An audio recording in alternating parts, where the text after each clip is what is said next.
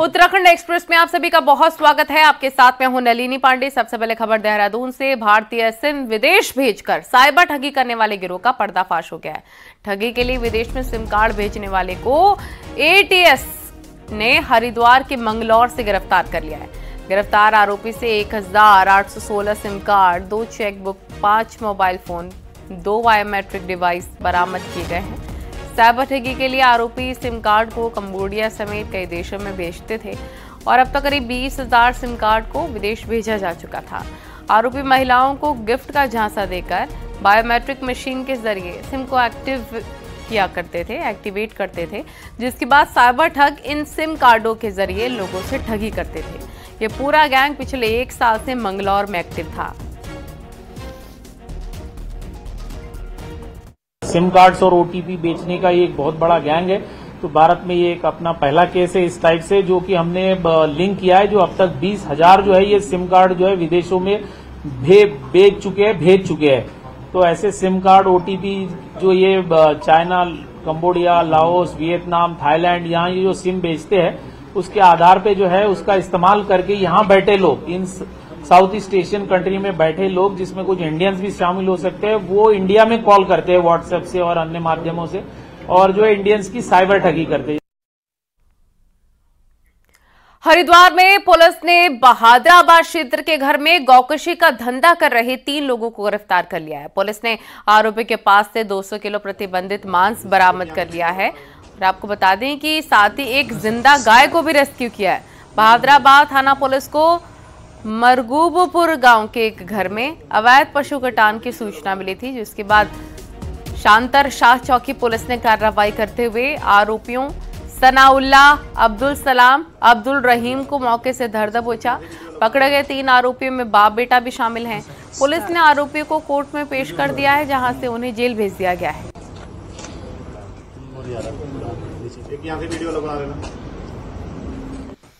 हरिद्वार के बनभुलपुरा कांड के आरोपी अब्दुल मोईद और ड्राइवर जहीर को हाईकोर्ट में आज भी कोई राहत नहीं मिल पाई है। कोर्ट ने आज भी दोनों को जमानत नहीं दी है और बताया जा रहा है कि दोनों की याचिका पर कोर्ट ने सरकार को आपत्ति दर्ज करने के लिए समय दिया है और कोर्ट इस मामले में अब 26 अक्टूबर को मामले की सुनवाई करेगी। मोईद बनभुलपुरा कांड के मुख्य आरोपी अब्दुल मलिक का बेटा है और जहीर ड्राइवर है। इस मामले में सह आरोपी बनाते हुए पुलिस ने सभी के खिलाफ मुकदमा दर्ज कर लिया है। इस मामले में 50 लोगों को हाईकोर्ट से जमानत मिली है।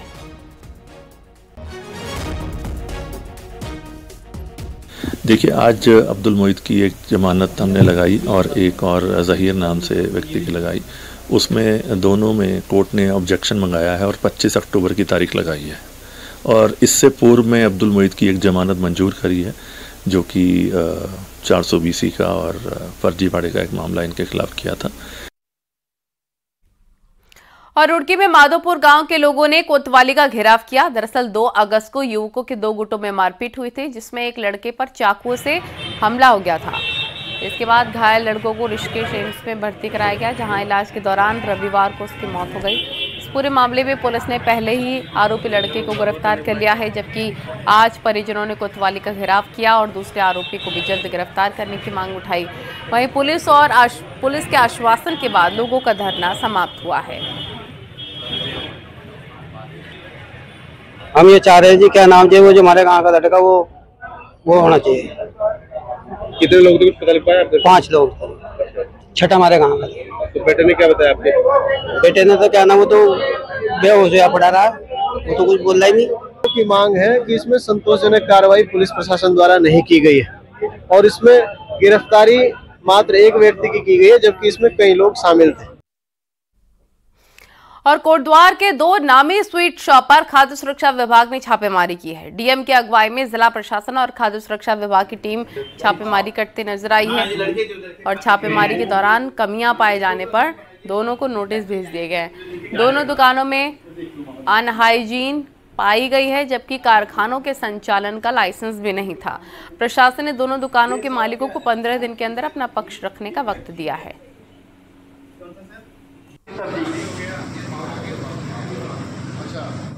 इसमें जिलाधिकारी महोदय द्वारा जो है जितने भी हमारी मिठाई की दुकानें हैं उन पे छापेमारी की गई है जिसमें सिद्धबली है और बीकानेर स्वीट शॉप है, उसमें जो है जो फूड इंस्पेक्टर है उनकी पूरी टीम है, उसको लेकर के कार्रवाई की गई है। और जिसमें दोनों जगह ये पाया गया है कि वहाँ जहाँ ये मिठाई वगैरह बनाते हैं तो उसमें एक तो हाइजीन नहीं है और दूसरा जो है उसकी अनुमति भी नहीं ली गई है।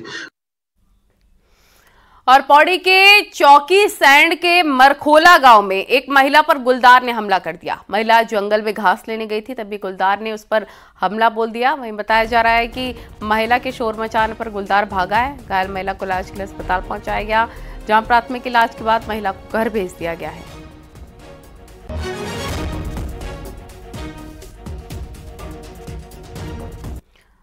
और आपको बता दें, टिहरी से बड़ी खबर मिल रही है। यहां पर ततैया के हमले में पिता और बेटे की मौत हो गई है। जौनपुर ब्लॉक के तुनेटा गांव का ये पूरा मामला बताया जा रहा है। दोनों जंगल में गाय चराने के लिए गए थे और इसी दौरान ततैया ने अटैक कर दिया, जिसके बाद गंभीर हालत में मसूरी के अस्पताल दोनों को ले जाया गया, लेकिन इलाज के दौरान दोनों ने दम तोड़ दिया।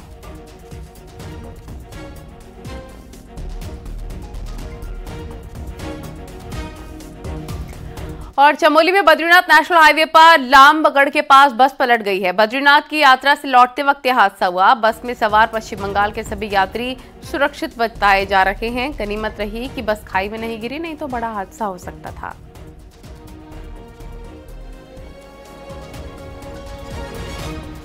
और मुख्यमंत्री पुष्कर सिंह धामी हरियाणा में धुआंधार प्रचार करते नजर आए हैं। सीएम धामी ने यहां फरीदाबाद, मुआना और पुंडीर में बीजेपी उम्मीदवार के पक्ष में चुनाव प्रचार किया। लोगों से बीजेपी के पक्ष में वोट करने की अपील भी की है। इस दौरान सीएम धामी ने कहा कि अभी चुनाव हुए भी नहीं है और कांग्रेस जीत का सपना देखने लग गई है, जो पूरा नहीं होगा। सीएम ने यह भी कहा कि कांग्रेस शासन में सिर्फ भ्रष्टाचार होता है और अगर फिर से कांग्रेस की सरकार हरियाणा में आई तो कमीशन और करप्शन का खेल फिर से शुरू हो जाएगा।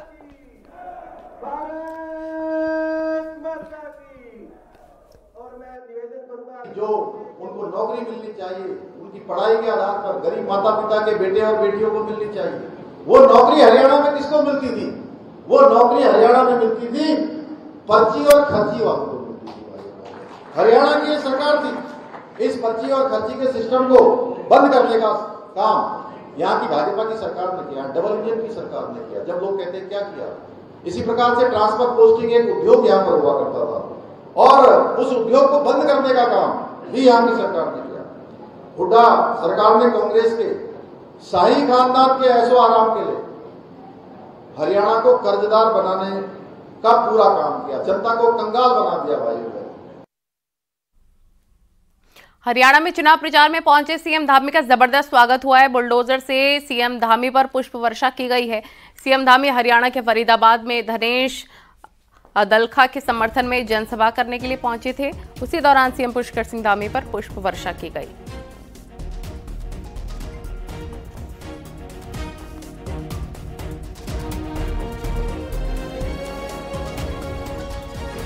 तस्वीरें देख सकते हैं, बुलडोजर से पुष्प वर्षा की गई है सीएम पुष्कर सिंह धामी पर। हरियाणा में पहुंचे थे सीएम धामी प्रचार प्रसार करने, बीजेपी के पक्ष में वोट की अपील करने के लिए फरीदाबाद में, जहां पर उन पर पुष्प वर्षा करके उनका स्वागत किया गया है। और वहीं सख्त भू कानून पर राज्य की राजनीति गर्म है। कांग्रेस नेता और विपक्ष यशपाल आर्य ने भू कानून पर बनी कमेटी की रिपोर्ट को सार्वजनिक करने की मांग की है और कहा है कि कितने उद्योगपतियों ने जमीन ली है इसको भी सरकार बताए। साथ ही आर्य ने सरकार से सख्त भू कानून को लेकर विशेष सत्र बुलाने की मांग भी की है। मैं कहना चाहता हूं सरकार से कि जो एक कमेटी का गठन किया गया है उसकी रिपोर्ट को सार्वजनिक करें और सरकार जल्द से जल्द सत्र बुलाए। और सरकार जो कह रही है कि 1 वर्ष के बाद हम सशक्त भू कानून लागू करेंगे, क्या एक सरकार की मंशा में खोट नहीं है? क्या इनकी नीयत में खोट नहीं है? उत्तराखंड में इन दिनों सख्त भू कानून की चर्चा है, पर सवाल है कि ऐसी नौबत ही क्यों आए कि पब्लिक को प्रदर्शन करना पड़ रहा है। आखिर हिमाचल और उत्तर पूर्व के राज्यों में ऐसे हालात क्यों बन गए हैं, इस रिपोर्ट में देखिए।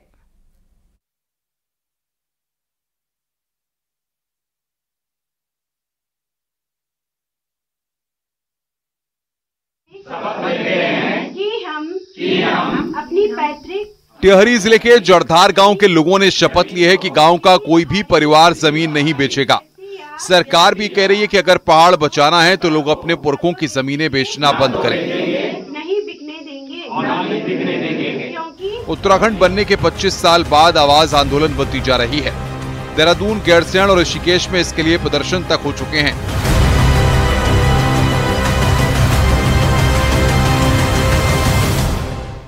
रविवार को ऋषिकेश की रैली में कड़े भू कानून और मूल निवास पर लोगों का गुस्सा साफ दिखा। लेकिन सवाल है कि पहाड़ी राज्य उत्तराखंड में ऐसी नौबत क्यों आई? क्यों हिमाचल प्रदेश और उत्तर पूर्व के राज्यों में ऐसा हाल नहीं है? हिमाचल प्रदेश की बात करें तो 1971 में राज्य बनने के 1 साल बाद ही 1972 में हिमाचल प्रदेश का लैंड एक्ट बना। हिमाचल लैंड एक्ट की धारा 118 सबसे अहम है। इसमें कोई भी गैर कृषक यानी जिसकी हिमाचल में खेती की जमीन नहीं है तो वहां जमीन नहीं ले सकता। मतलब साफ है कि हिमाचल प्रदेश में जिसकी खेती की जमीन होगी यानी जो हिमाचल का रहने वाला होगा वही वहां जमीन खरीद सकता है। दूसरे राज्य से आकर कोई जमीन नहीं ले सकता।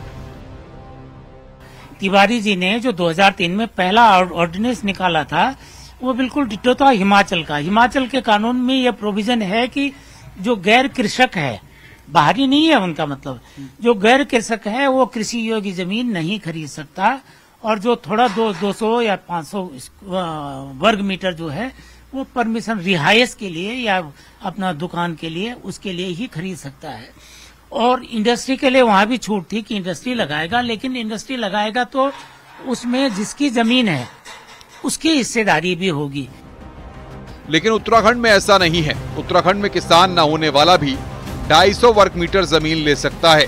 इतना ही नहीं, शहरों और कस्बों में तो यह नियम भी लागू नहीं होता।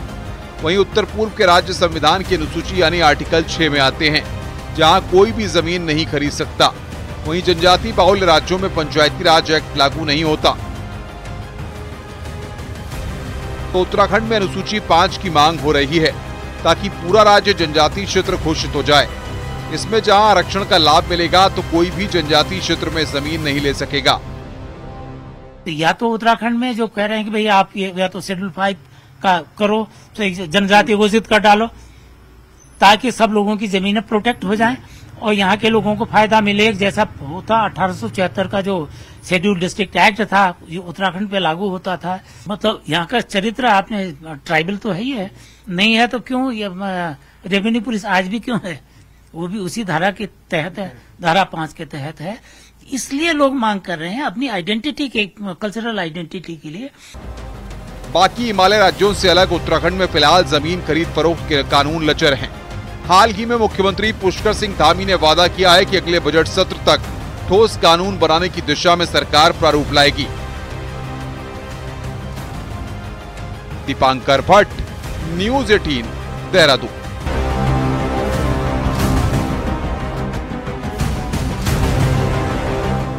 और विश्व प्रसिद्ध पर्यटन स्थल औली में भारत और कजाकिस्तान के बीच 13 दिन का युद्ध अभ्यास शुरू हो गया है। 13 अक्टूबर तक भारत कजाकिस्तान संयुक्त सैन्य अभ्यास होगा। और आपको बता दें कि भारत और कजाकिस्तान के पर्यवेक्षक भी अभ्यास का हिस्सा बनेंगे। युद्ध अभ्यास का मकसद आतंकवाद के खिलाफ अभियान चलाने के लिए संयुक्त सैन्य क्षमता को बढ़ाना है। वहीं सैनिक अभ्यास शहरी और पहाड़ी इलाकों में केंद्रित होगा। संयुक्त अभ्यास से दोनों देशों के सशस्त्र बलों के कर्मियों के बीच अंतर संचालन और सौहार्द विकसित करने में मदद मिलेगी।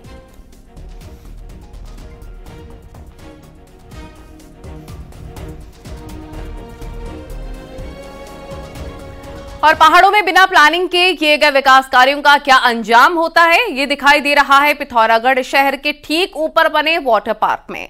करोड़ों की लागत से बना वाटर पार्क बनने के साथ ही आपदा की भेंट चढ़ गया है, जिस पर अब सियासत भी तेज हो गई है।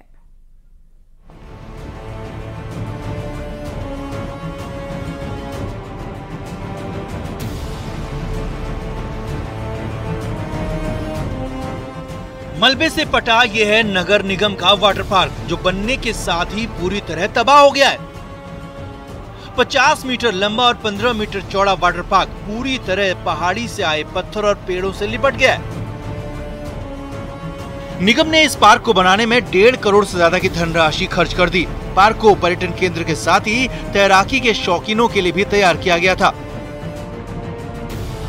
लेकिन गलत प्लानिंग का नतीजा ये है कि एक ही बारिश ने सब कुछ जमींदोज कर डाला और ऐसे में अब इस मुद्दे पर सियासत भी तेज हो रही है। सिटी के नीचे वाटर पार्क बनाया वो सरासर गलत बनाया है। उसका भूगर्भ भी निरीक्षण विभाग द्वारा नहीं किया गया। आज आप देख रहे हैं उसमें करोड़ों रुपए नगर की जनता के बर्बाद कर दिए हैं। आज एक बरसात में 2 दिन की बरसात में वो पूरा पार्क मलबे से भर चुका है। पार्क को लेकर नगर निगम पर कई सवाल उठ रहे हैं। असल में जिस जगह पर वाटर पार्क बनाया गया है वहां आसमानी आफत की आशंका हर वक्त बनी रहती है। जिस तरीके से वाटर पार्क के ठीक ऊपर इस बार पहाड़ी दरकी है उसने इस आशंका को सही भी साबित किया है। तो ऐसे में पार्क के आसपास जो हालात हैं उससे साफ है कि अब हर बरसात यहाँ भारी पड़ेगी। बिना सोचे समझे करोड़ों की लागत से बना वाटर पार्क निगम के लिए अब किसी मुसीबत से कम नहीं है। बहुत ज्यादा मलबा आया था और वो मलबा वहाँ पर एक चूंकि वाटर पार्क बनाने की वजह से वो प्लेन एरिया हो गया है तो इस वजह से वहाँ पर सेटल्ड हो गया है।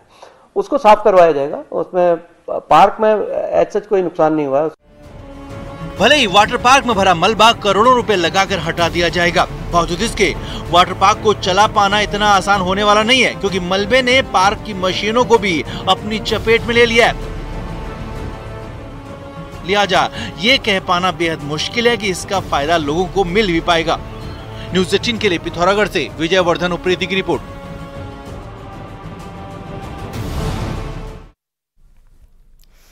और उत्तराखंड में 4 महीने के मानसून सीजन में इस बार 1273 mm बारिश हुई है। ये आंकड़े 1 जून से 30 सितंबर के बीच के हैं। जिन 3 जिलों में सामान्य से ज्यादा बारिश हुई है उनमें देहरादून, बागेश्वर और चमोली जिले शामिल हैं।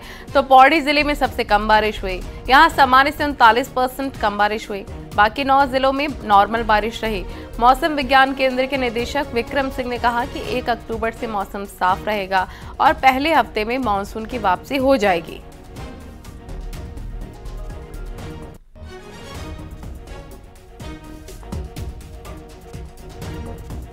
बिल्कुल 2024 के मानसून की बात करते हैं उत्तराखंड के लिए तो ओवरऑल एक्टिविटी देखें तो नॉर्मल मानसून हो रहा है, +10% है, जो कि -19 से +19 किसी सब डिवीजन का जो लॉन्ग पीरियड एवरेज नॉर्मल एक होता है रेनफॉल तो उसके +10 में रहा है तो ये विदिन नॉर्मल ही माना जाएगा। लेकिन हाँ अपने आप में 10% एक काफी होता है, क्योंकि जो मानसून का रेनफॉल का जो एवरेज रेन भी है वो भी बहुत लार्ज है तो उसका 10% हायर साइड में रहना अपने आप में काफी है। उत्तराखंड में अगर आप नेशनल या फिर स्टेट हाईवे पर चल रहे हैं तो जरा संभल कर चलें। सड़कों पर करीब 250 ऐसे खतरनाक लैंडस्लाइड जोन हैं जहां पहाड़ी से लुढ़कते बोल्डर इंसानी जिंदगियों के लिए मुसीबत बन रहे हैं। सरकार अब प्राथमिकता के आधार पर इनका ट्रीटमेंट कराने जा रही है।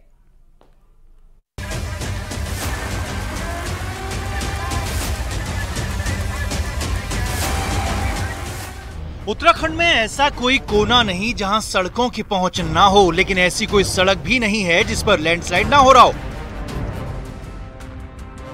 दरकते पहाड़, सड़क पर चलती गाड़ियां और यात्रियों के लिए जानलेवा साबित हो रहे हैं। 4 धाम रोड परियोजना के तहत चौड़े किए गए हाईवे सबसे ज्यादा इसकी जद में है।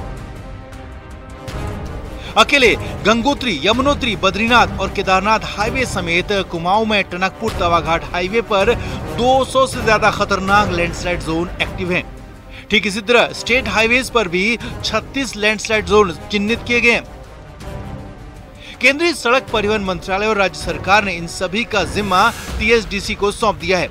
फर्स्ट फेज में टीएसडीसी नासूर बने 114 लैंडस्लाइड जोन पर ट्रीटमेंट का काम शुरू करने जा रही है। नेशनल हाईवेज जो 4 धाम की नई सड़कें बनी हैं उसमें जो है करीब 200 के करीब चिन्हित किए गए थे क्रॉनिक लैंडस्लाइड जोन और 200 के 200 जो है मोर्थ ने जो है टीएसडीसी के साथ एमओयू करके उनके ट्रीटमेंट के लिए डीपीआर बनाने का उनको जिम्मा दिया था, जिसमें से अद्यतन 114 डीपीआर आ गई हैं और लगभग 100 के करीब पे टेंडर होके काम भी शुरू हो गया है। सड़क परिवहन मंत्रालय जल्दी इन खतरनाक लैंडस्लाइड जोन का परमानेंट ट्रीटमेंट चाहता है। मानसून की समाप्ति के साथ ही टीएसडीसी के सुपरविजन में युद्ध स्तर पर ट्रीटमेंट का काम शुरू होने जा रहा है। टीएचडीसी एक तो इस फील्ड में उनका एक्सपर्टाइज है और उन्होंने कुछ नॉर्थ ईस्ट में भी इस पे काफी काम किया है और उसमें जो है थोड़ा समय की भी बचत होती है। नेशनल हाईवेज की तर्ज पर स्टेट हाईवेज में भी अल्मोड़ा, बागेश्वर, देहरादून, नैनीताल, पौड़ी, उत्तरकाशी, पिथौरागढ़, चमोली, रुद्रप्रयाग में नासूर बन चुके 36 लैंडस्लाइड जोन का भी टीएचडीसी ने प्राइमरी सर्वे शुरू कर दिया है। कोशिश है कि जल्द से जल्द लोगों को इन खतरनाक लैंडस्लाइड जोन से छुटकारा दिलाया जाए। देहरादून से न्यूज 18 के लिए सुनील नवप्रभात की रिपोर्ट।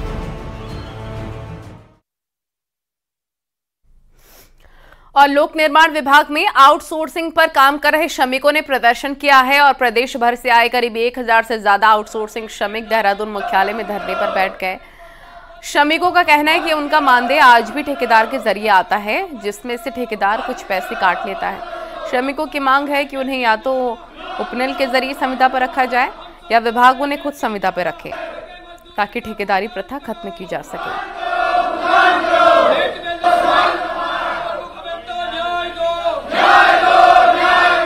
और हल्द्वानी में आज कांग्रेस ने बड़ा प्रदर्शन किया। कांग्रेस के हजारों कार्यकर्ता पहले एमबी ग्राउंड में जमा हुए, उसके बाद डीएम ऑफिस तक मार्च किया। इस दौरान नेता प्रतिपक्ष यशपाल आर्य और कांग्रेस प्रदेश अध्यक्ष करण माहरा मौजूद रहे, साथ ही कई अन्य नेता भी शामिल हुए। कांग्रेस नेताओं ने भ्रष्टाचार, बेरोजगारी और बढ़ते अपराध को लेकर हल्ला बोला और दावा किया कि कांग्रेस जनता के मुद्दे इसी तरीके से उठाती रहेगी।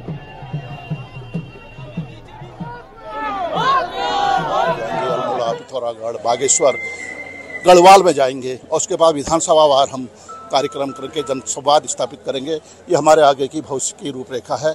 हमारा मकसद केदारनाथ ही जीत हासिल करना नहीं है, हमारा मकसद लोकल बॉडीज के इलेक्शन में जीत हासिल करना नहीं है। हमारा मकसद है जन समस्याओं को, जन सरोकारों को, जो हमारा धर्म है, जो हमारी जिम्मेदारी है, उसको निभाना है और प्रतिपक्ष का दायित्व है। जनता की पीड़ा लेकर आया है और ये अधिकारी, मैं इनको कहना चाहता हूँ, आप आईएएस हैं, पीसीएस हैं, हम संघर्ष के आपके सलाम करते हैं, लेकिन आपका जॉब डिस्क्रिप्शन है public servant. You are a public servant. यहाँ पे लॉर्ड कर्जन का जमाना याद दिला रहे हैं, माई बाप बन के घूम रहे हैं। इनकी तड़ी तो हम खत्म करेंगे, इनकी सेवा भी बची है, हमारी भी सेवा बची है। जब सरकार आएगी ऐसे अधिकारी को हम बताएंगे।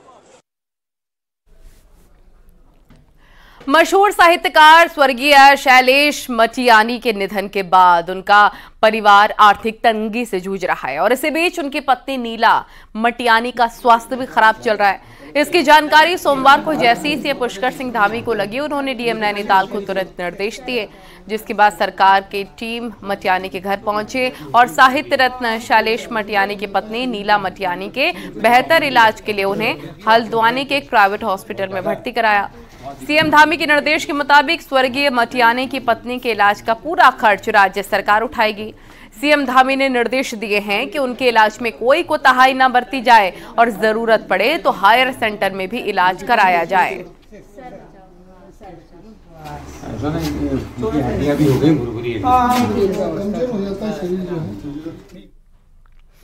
और अब आपको दिखाते हैं पहाड़ टॉप 10 न्यूज। रुद्रप्रयाग के सोनप्रयाग में पुलिस ने चेकिंग के दौरान 26 बोतल अवैध अंग्रेजी शराब के साथ 2 नेपाली युवकों को गिरफ्तार किया। रुड़की के मंगलौर में 24 सितंबर को आमखेड़ी गांव में हुई खूनी संघर्ष के मामले में पुलिस ने एक और आरोपी को गिरफ्तार कर लिया है और फरार बाकी की तलाश जारी है। हरिद्वार में लक्सर में राज्य कर विभाग की टीम ने कार्रवाई की। सुल्तानपुर में गोयल ब्रदर्स नाम के व्यापारी के गोदाम से 40 कट्टे गुटखा और पान मसाला जब्त किए। देहरादून के पुलिस कप्तान ने विकासनगर कोतवाली का निरीक्षण किया, साथ ही पुलिस अधिकारियों के साथ कानून व्यवस्था को लेकर समीक्षा बैठक की। विकासनगर तहसील में जनसंघर्ष मोर्चा के कार्यकर्ताओं ने बड़ी संख्या में पहुंचकर प्रदर्शन किया। पेंशनधारी विधवा, विकलांग के साथ बुजुर्गों की पेंशन में बढ़ोतरी की मांग की। रामनगर के 4 कॉलोनियों के लोगों को अब सरकार से नियमितीकरण की आस जगी है। डीएम नैनीताल ने नियमितीकरण का प्रस्ताव बनाकर शासन को भेजा है। टिहरी में प्रतापनगर क्षेत्र के विभिन्न समस्याओं को लेकर एक डेलीगेशन ने डीएम से मुलाकात की और क्षेत्र में खुलेआम फल फूल रहे अवैध शराब के धंधे को बंद कराने और सख्त कार्रवाई कराने की मांग की है। बागेश्वर के त्यूनेरा बाईपास में डामरीकरण नहीं होने से लोग परेशान, लोगों ने जल्द डामरीकरण की उठाई मांग। चंपावत के टी गार्डन का कुमाऊं कमिश्नर दीपक रावत ने निरीक्षण किया। इस दौरान जल्दी ही टी गार्डन का विस्तार करने की बात कही। रुड़की के भगवानपुर में बीडी इंटर कॉलेज के कार्यक्रम में कैबिनेट मंत्री प्रेमचंद अग्रवाल ने शिरकत की है।